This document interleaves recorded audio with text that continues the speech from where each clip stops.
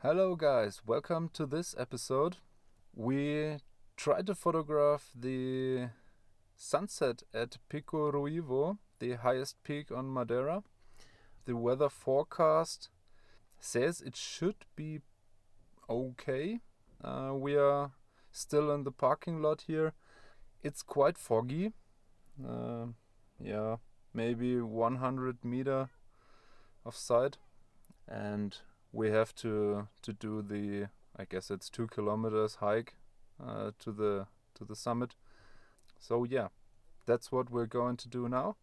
I'll keep you updated. I hope for some light tonight. It's still plenty of time until sunset, so we should be fine time-wise. I don't know how the weather will play out, so yeah. Wish me luck. I'll see you outside.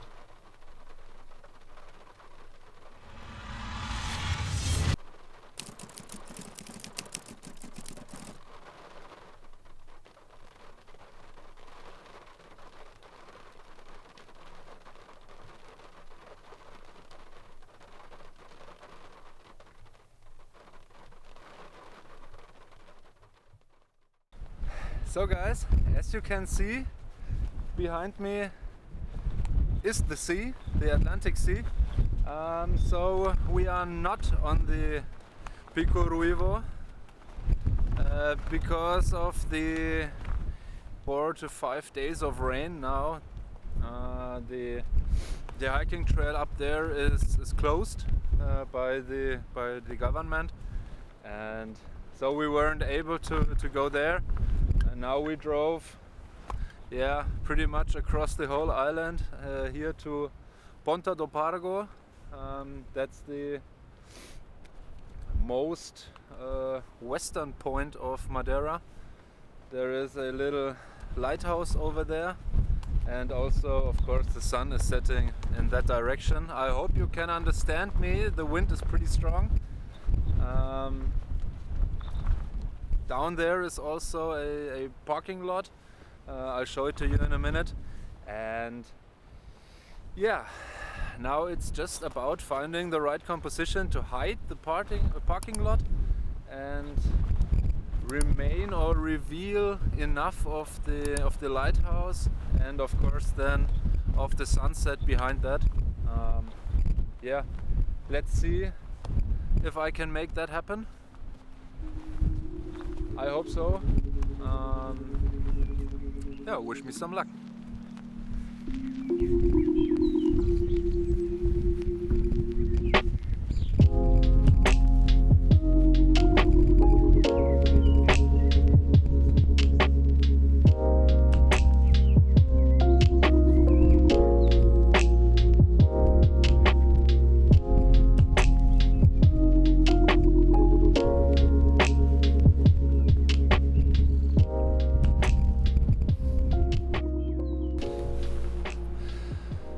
So guys, finally I found a composition that in my opinion kind of works, but see for yourself. I hope you can see something. We have here these plants, I'll show you in a second, in the foreground, pretty dominant. The lower third is occupied by them. Then we have the mid-ground with the lighthouse up there, and then of course we have the sunset and the really nice clouds up here. So the lighthouse is kind of sitting on the intersection of the left and the top third line. Always follow the rule of thirds, of course, unless you need to break it. So that's the same as with all the rules. Follow them as long as you have to, but then of course you can break them from time to time. So I'll show you guys the plant I have in the foreground. This one that looks pretty cool, and it doesn't move that much in the wind. That's good because I have to focus stack that photo. I'm so close to the foreground that I have to focus stack that, and after that, that's my midground, and then the lighthouse, and of course the clouds. And back there you see some really beautiful light rays coming down here at the horizon. So yeah, that's pretty nice.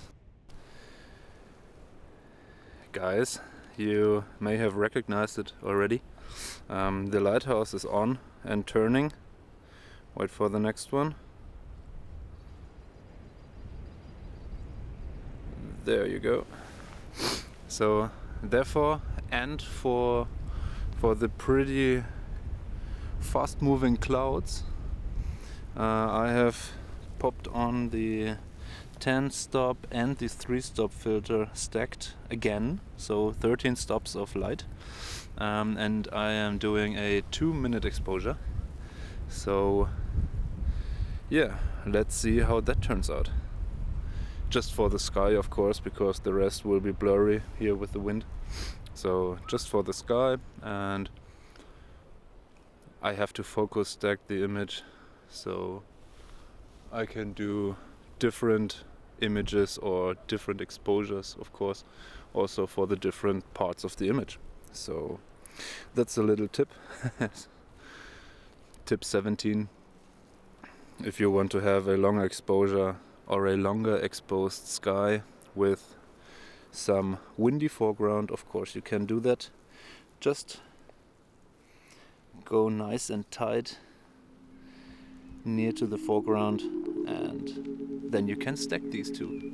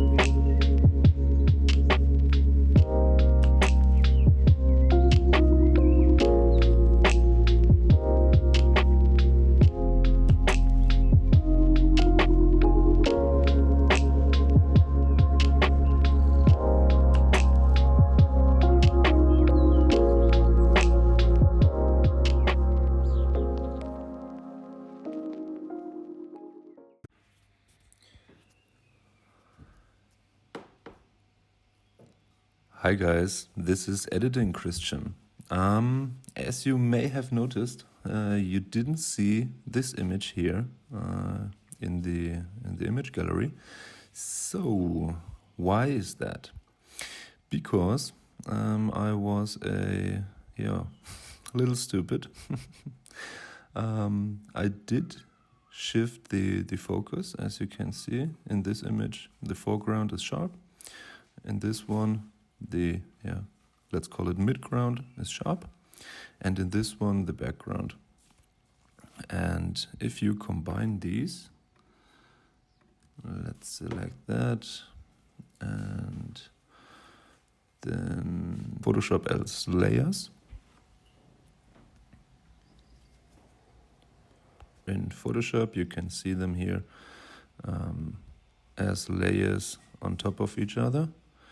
So let's select all, and then auto align them first. That's the usual workflow just for focus stacking. Now you have all these images perfectly aligned. And next we do the stack images, and that will give us the focus stack. And now you can see the problem and why I am a f***ing dumbass. because if we zoom in here, you can see there are blurry portions of the image, and that's due to me not taking enough images. I should have, as I did, focus here on these foreground plants, then not straight jumping back to here, but take maybe one or two for this section here between the fore and the midground, because this plant was so close to me. Now I have sharp, blurry, and then sharp again, and that's not possible in any world. So that's why I cannot use this image except for either the background sharp or the foreground. Back to the video.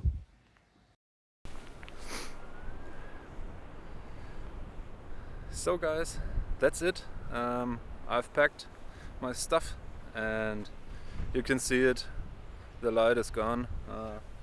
The sun has set, and what you cannot, or maybe you can even see it, there is some big rain coming in. So actually we want to leave before that hits the coastline.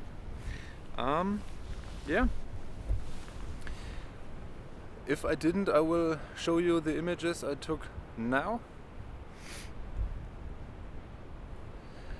If you like them and if you like this style of content I do, please leave me a like, thumbs up, subscribe if you haven't already. It's free for you, it means a lot to me and it's greatly appreciated.